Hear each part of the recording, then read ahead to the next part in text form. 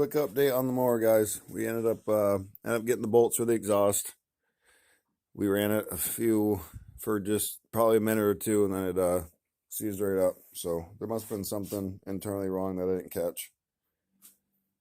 I'm gonna end up ripping the heads off it, see what's going on. Originally, the inside of the cylinder heads looked like they had original hash marks, so looked like it was good. Maybe something was wrong with the timing. Not really sure. But I know there wasn't any oil getting in here, so probably a good chance the oil pump was bad to begin with, which I guess I should have checked it.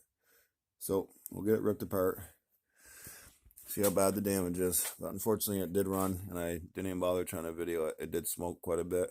I figured that was just a bunch of crap in the exhaust, cleaner oil from the past. Wasn't really sure. Like I said, the project was given to me. It's kind of thrown on me with very little knowledge. So stick with us. If you guys like these kind of videos, please like and subscribe. We'll keep knocking.